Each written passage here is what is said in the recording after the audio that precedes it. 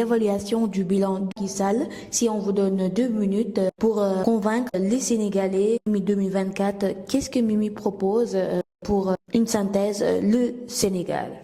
Que j'ai dit, la réforme des institutions, il faut qu'aujourd'hui on libère la justice, que la justice devienne indépendante, que le président de la République ne nomme plus les juges et les magistrats, qu'il y ait un comité autonome au sein du Conseil supérieur de la magistrature qui nommerait les juges et les magistrats. Les juges et les procureurs, l'ensemble des magistrats, selon le mérite, selon les critères définis par la loi. La justice, je crois que c'est l'un des premiers contentieux que les Sénégalais ont vis-à-vis du régime du président Macky Sall. Ça, c'est très clair.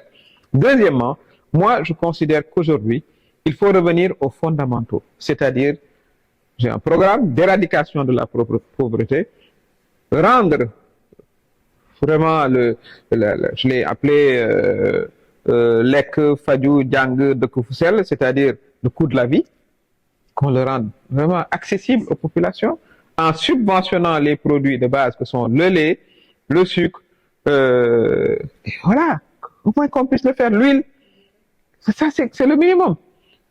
Comment on va le faire? On va étudier notre système de subvention et transférer, voilà, une bonne partie de ces fonds alloués à d'autres subventions, à la subvention des produits alimentaires de base. On va diminuer la taille du gouvernement. Je m'engage à avoir un gouvernement de 25, pas plus. 25 ministres. Conseil économique, social, environnemental, au conseil de collectivité territoriale, conseil du dialogue social, tout sera mis ensemble, une seule institution avec maximum 50 personnes pour conseiller. Ça suffit. Au lieu d'en avoir 3, c'est des milliards que vous allez mettre dans la subvention. Le train de vie de l'État, vous allez le réduire également, et toutes ces économies vont soutenir le coût de la vie pour que les Sénégalais puissent manger correctement. Que l'on puisse également, dans le cadre de notre politique sanitaire, prendre des initiatives. Par exemple, l'hôpital sans mur, on devrait pouvoir déplacer les services vers les populations chaque vendredi, qu'autour des mosquées, qu'il puisse y avoir des audiences sanitaires pour les actes de santé simples et référer ensuite les cas qu'il faut référer vers les centres de santé.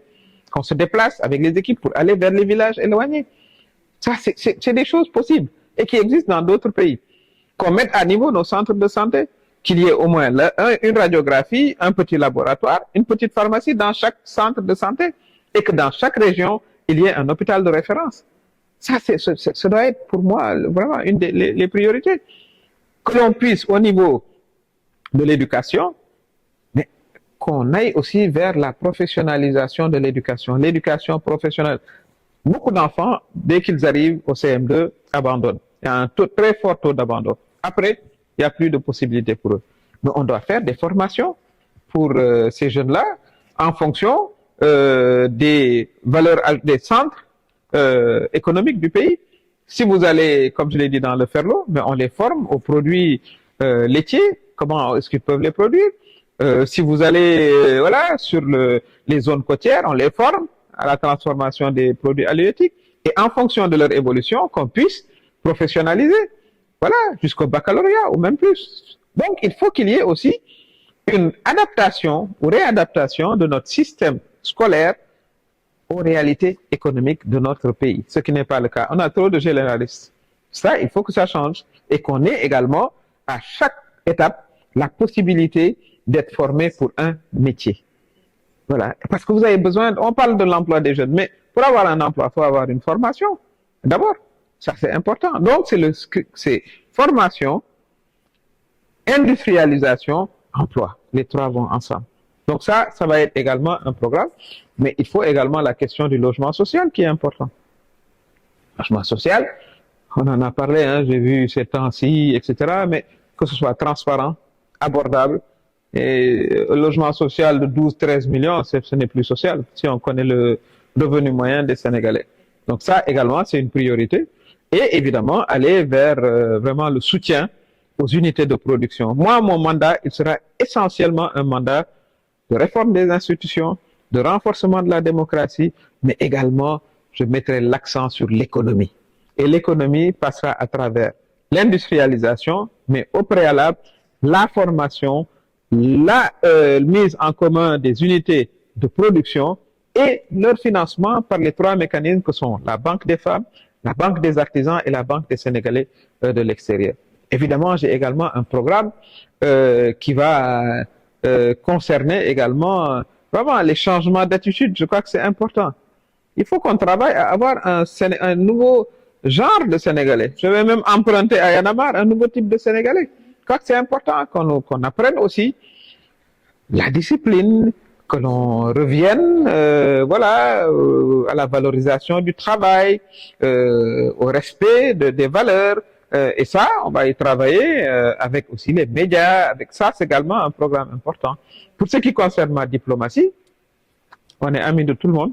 Le Sénégal n'aurait pas d'ennemis.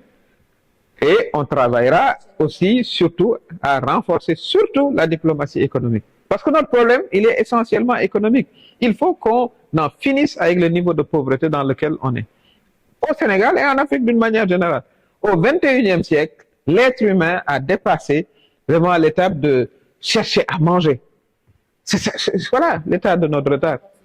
Voilà, et on n'a pas encore dépassé ça. Les besoins de base, on doit très rapidement les mettre derrière nous. Voilà, dans tous les pays du monde, l'essentiel maintenant, les gens mangent à leur faim, peuvent se soigner et habitent dans des lieux décents. Et ça, c'est l'objectif que je me fixe en tout cas. On ferait une pause sur les infrastructures. J'aurais un projet majeur, c'est l'universalisation du chemin de fer sur l'ensemble du pays. Ça permettrait de redynamiser les différentes villes et de préserver même notre réseau routier. Dans tous les pays, vous avez le multimodal. Vous avez le transport maritime combiné au transport routier, ferroviaire et aérien. Mais vous ne pouvez pas tout faire passer par vos routes. Ce qui fait qu'une route qui doit durer 10 ans, elle dure 3 ans. C'est comme ça que tous les pays du monde fonctionnent. Et on va s'y atteler. Évidemment, il y a l'économie numérique. Il faut aussi que j'en parle. Je crois que c'est un secteur très important où il faudra développer justement la nomenclature de tous les métiers. Le e-commerce, comme vous le savez, le e-santé, etc. C'est infini. Et ça, c'est également des niches pour nos jeunes, mais il faudra les former au préalable encore une fois. Donc ça, c'est très, très, très important. Voilà. Comment on le voit. Bientôt la fin d'année, est-ce que si je vous demandais de faire un bilan d'évaluation du président Macky Sall, ça allait être quoi? Mais moi, je suis de ceux qui disent qu'il a eu des réalisations, sinon les Sénégalais ne l'auraient pas réélu. Je crois que tout s'est gâté quand il a voulu s'engager dans cette affaire de 3e mandat. Et après, avec les conséquences, je dois éliminer un tel, je dois affaiblir tel dans mon camp, je dois... Voilà. Non, il n'est pas dans cette démarche, il pense. Mais finalement, le 3e mandat n'a pas eu lieu, de toute façon. Et ça, c'est le résultat d'un combat. Hein. Si on était juste assis à observer, ce serait lui le candidat. Et c'est dommage. Je trouve que c'est dommage, parce que je pense qu'il a eu des réalisations, comme j'ai dit, raison pour laquelle il a été réélu. Mais tout ça va être oublié. Tout ça va être oublié par la manière dont il sort. Comme j'ai dit, avec des reculs démocratiques tels qu'on en a pratiquement jamais vu ici, vous, les journalistes. Vous avez combien de journalistes emprisonnés? Combien? Dont une consoeur à vous, enceinte, etc. Combien de jeunes sont dans les prisons aujourd'hui? Combien? Voilà. Les candidats à l'élection présidentielle pour lesquels on ne respecte pas les décisions de justice, les concernant, etc., etc. Et malheureusement, c'est ce qu'on va retenir. Donc, il a très peu de temps pour rectifier tout ça, très, très, très peu de temps. Et c'est ce que je lui conseille, c'est qu'il étende son pardon à tout le monde, qu'il laisse Ousmane Sonko participer à l'élection, qu'il libère ses jeunes, voilà, et on finira par se rappeler peut-être plus tard que, bon, finalement, il est parti en laissant la démocratie un peu balafrée, mais tout ça, ça peut se réparer. Moi, en tout cas, c'est le conseil que je lui donnerai, parce que de toute façon, son candidat ne va pas gagner.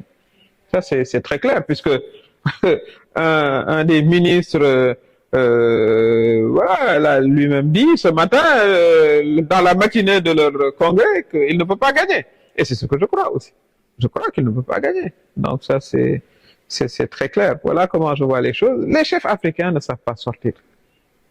Malheureusement, ça commence bien, etc. Mais à la sortie, malheureusement, et ça, il va falloir y remédier dans le futur, en mettant en place ce que j'ai dit tout à l'heure, c'est-à-dire des garde-fous, des mécanismes voilà, par lesquels les présidents sont obligés de se conformer à la loi et au règlement. Et ça facilitera aussi leur sortie. C'est pour ça que j'avais proposé, quand j'étais à l'Assemblée nationale, une loi sur l'incompatibilité voilà, familiale au sein des régimes. Beau-frère, frère, etc. Ça a été la cause aussi de beaucoup de ces problèmes au président Macky Sall. 1000 milliards du Covid sont toujours pas investigués. Hein. Le procureur s'est saisi rapidement pour ce qui concerne Moussa Diop, mais il est moins rapide pour ce qui concerne nos 1000 milliards. C'est l'occasion de le lui rappeler. Où est-ce qu'il en est? Mais ça, évidemment, puisque ça concerne aussi le beau-frère du président, bon, il n'y a pas d'empressement.